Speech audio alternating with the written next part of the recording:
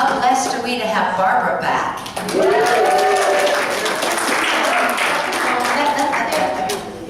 Yeah.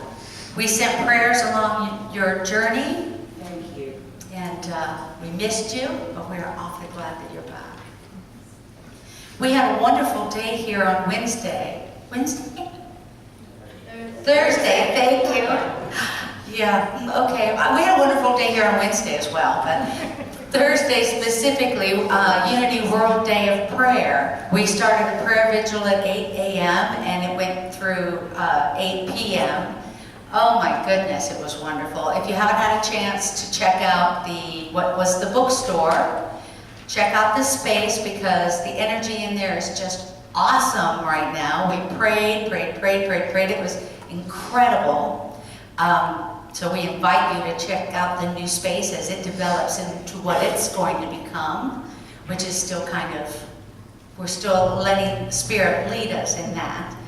And but we were here all day. All your prayers got prayed on over and over and over. And at the end of the day, at the 7 o'clock service that ended at 8 o'clock, each one of us took stacks of these names and we started reading them all at the same time while Eric played beautiful music in the background, and it just got extremely powerful. And as each person would fall off, their list would be done, and so it became 3 voices, then 2 voices, then 1 voice. It was powerful, powerful. And I appreciate all of you who joined us in prayer, even though you didn't come. I know that a lot of you joined us in prayer at home, or at work, which we truly appreciate and we could feel. We knew that it was happening. Also that night, Eric put together a medley of songs that we sang about prayer. And I knew them all, except one actually, but I had not heard them in a very, very long time. And there was just something about all of the energy that had been coming up that day. I sat up here and just sobbed. I was so touched and so moved by the music and by the energy and by the people that were here. I was spiritually fed to the bottom of my feet, all the way, out to the tips of everything. And so I really appreciate everybody and what you did on Thursday, so thank you. Today, we're going to talk a little bit about faith. We're still working on Lessons in Truth, and Lesson 3 is on faith. Hebrews 11:1. Now faith is the assurance of things hoped for, the conviction of things not seen. The faith is the assurance of things hoped for, the conviction of things not seen. There's another piece in that scripture that says, if you can see it, what kind of faith is that? So it's conviction of the things that we don't see. The conviction of knowing. The conviction of knowing that we have everything that we need. That we are taken care of. The conviction of knowing that. Not just understanding it in our minds, not just intellectually understanding, yeah, sure, God's got it, but the actual knowing that we'll be taken care of. I had a conversation with somebody yesterday, and at the end of it, because I'd just come off of reading all of this, but I said, you know what? You and I are going to trust the process. And it's worked out beautifully. You're going to trust the process. Because I know that we always have everything that we need. The first part of that is assurance of things hoped for. So you're allowed to hope for things. We talk about unity principle number 3, that we create our own reality. We create that through our thoughts, our behaviors, our ideas, our beliefs, and things that we hope for. You know, a really cool thing happened yesterday. How many of you noticed that the gazebo's gone? Did anybody that? How wonderful is that? Yeah. Let's thank, Mr. T. Thank you so much for doing that. It had gotten to a point where I was afraid that pieces of it might fall on one of our kids or something. I said, you know, is there any way that this can come down rather quickly? And he said, of course, which is always his response, and I so appreciate that. Of course it can. He said, now I have another job that I have to do this weekend, but you know what? It's gonna work out. And that was the last thing he said to me as he walked out the door. It's gonna work out. We're gonna trust the process. And of course I'm like, well, don't worry about it. If you can't get it, I understand. And he said, it's gonna work out. All right, I love that. So he told me, because I came in yesterday, and if you walk over there, it's as if that thing never existed. There isn't a hole in the ground. There is absolutely nothing, no telltale signs that that ever existed in that space. And when he came in a little bit later, he told me, he said it was total grace. It was total grace. He said, I was biking with a friend of mine in the morning who asked me, what are you going to do today? And he says, well, you know, I've got to take down this piece of construction on the church site. And he said, we're going to help you. His friend said, we're going to help you. Me and my son are going to come and help you. And they had it down in like an hour and a half. So it did indeed work out.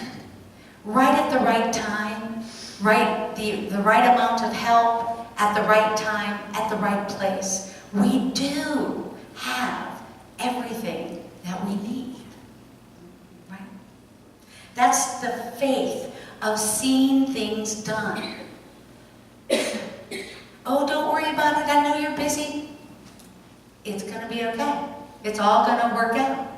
Michael could see the vision of it down. He knew it was going to come down. I was the one doubting it. He knew it was going to come down. Didn't know how, but he knew it would. And of course it did. That's the faith of seeing things done. And faith is one of our 12 powers. Charles Fillmore, one of Unity's co-founders, developed the idea of 12 powers of man. And it's our 12 innate godly powers that are in us that we get through God, of course. And faith is one of them. Faith, and he has it defined in the Revealing Word. He says, faith, the perceiving power of the mind, linked with the power to shape substance. Spiritual assurance, the power to do the seemingly impossible. It is a magnetic power that draws unto us our heart's desire from the invisible spiritual substance. Faith is a deep inner knowing that which is sought is already ours for the taking. Faith is a deep inner knowing that that which is sought is already ours for the taking. So the perceiving power of the mind, that is our faith. Linked with the power to shape substance, God's substance, right? That's imagination. If you can see it and you can know it, you can shape it out of God's substance. I know we've been talking about God's substance a lot lately. And that's what the invisible spiritual substance is. It is a magnetic power that draws unto us our heart's desire. Our heart's desire is love, our power of love. So if you mix together the power of love, the power of faith, and the power of imagination, It's creation. So there's also a faith of knowing God uses everything for good.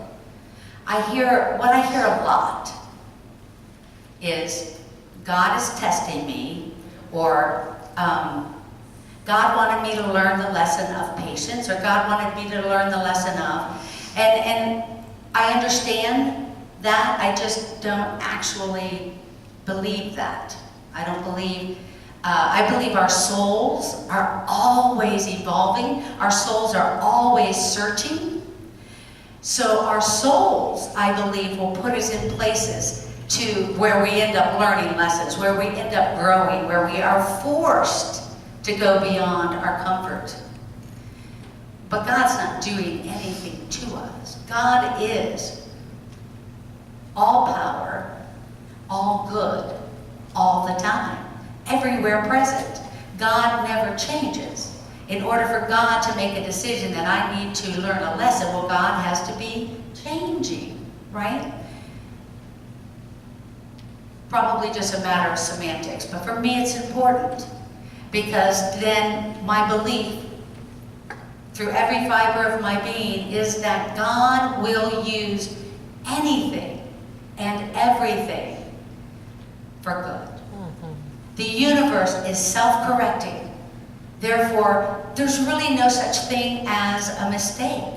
Now, there are some bad choices, and I can tell you, in my 20s, I made an awful lot of bad choices. But I'm still here today. And I've got such knowledge and such understanding of what it's like to make bad choices in your 20s that I am actually very helpful to those in that position. I know I have shared with you that I was abused for many years, and as ugly and hard as that is, and how that should never happen, the truth of the matter is I have been able to help hundreds of women in the same position regain their self-respect, regain their power, and step out of that abuse. I've been able to do that for hundreds, literally, women. The universe is using that for good. Always. Which gives me an understanding that there's no reason why I can't just make a decision. Well, I don't know which one to make. Doesn't matter. Whichever one you like best, just pick it, do it. If it's not the right one, you can do the other one later. And no matter what you do, it's going to be used for good if you allow it to happen. Right? Yes. The faith of knowing that God uses everything for good. Romans 8:28 says, "We know that all things work together for good to those who love God, who are called according to His purpose." We know that all things work together for good through God. Then there is blind faith. How many of you have ever taken a big leap of faith? Everybody in this room, right? You guys took a big leap of faith when you asked me to come here. Big leap of faith. I took a big leap of faith when I came, leaving my spiritual home of 24 years. But there was no way I was not going to do it. Right? I love you guys, and I have to tell you, as much as I love them, I haven't missed them at all. How fascinating is that? You guys keep me plenty busy.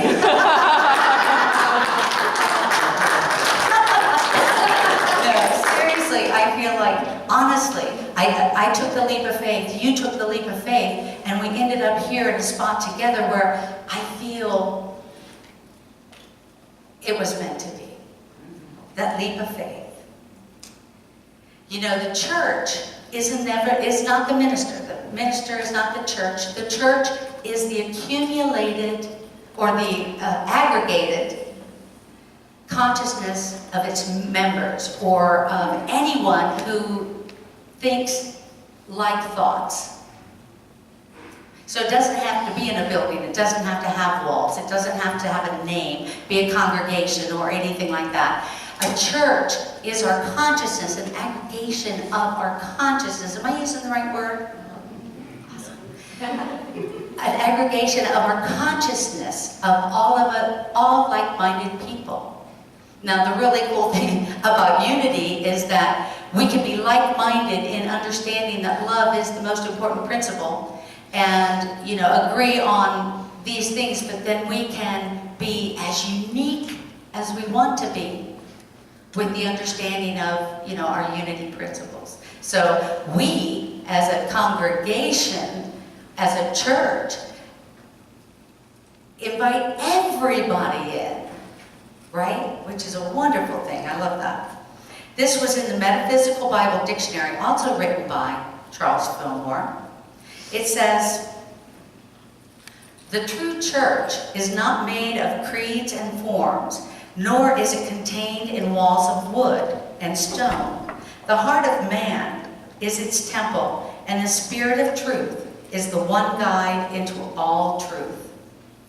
When men learn to turn within to the Spirit of truth, who is in each one for his light and inspiration, the differences between the churches of man will be eliminated, and the one church will be recognized. When men learn to turn within to the Spirit of truth,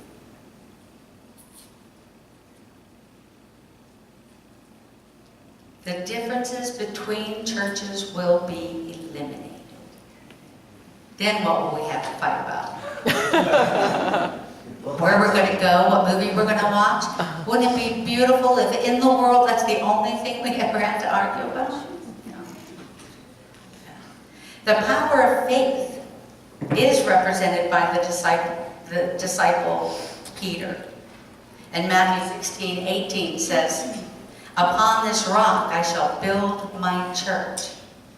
Upon this rock I shall build my church." And like we said, the external church is all of us put together, all of us like-minded folks, the energy that we produce, the oneness that we create is the church externally. Internally, the church is within us, our own personal, private church, our secret place, as Jesus called it. Our secret place where we commune with God, one-on-one. Nobody gets to get in there. Nobody gets to tell you how to pray.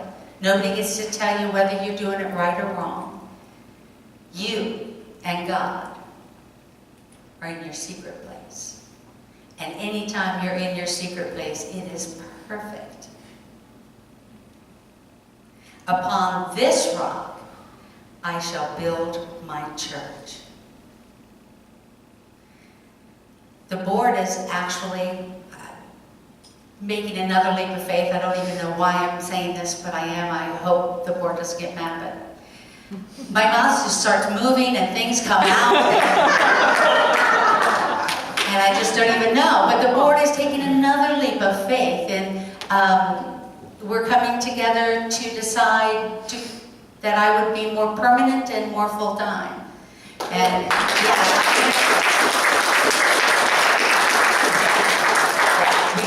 we can clap about that because that's a wonderful thing. That's a huge leap of faith. And it's a leap of faith for each and every one of you. I know that it was said that that's what the congregation wanted, and that's wonderful. But in order to make that happen, you each have to take a leap of faith. Because not everything looks right on paper. You know, I have this thing, if you wait until you can afford children, you'll never have them. If you wait to go to college, figure out how you're going to pay for it to go to college, you'll never go to college. Some things just don't look right on paper, so you have to step out in faith and understand that God will be there. God will not let you fall. Amen. God will not strike you down or tell you you made a wrong decision. We do enough of that ourselves. We do not have to have God help with that at all. Right. You have to take a step of faith, that leap of faith, knowing that we have everything that we could ever possibly need. And that everything comes to us, sometimes early, but for myself personally, and I always have to laugh at this, what I need comes to me at the 11th hour. I mean, if I need something at noon, it's coming to me at 11:58. But it shows. Yes. And it's big. That's right. Lastly, I was moved by the idea of faith that is born in hope. And for that faith born in hope, I'm going to ask Barbara McGillicuddy to come talk to us for about 5 minutes.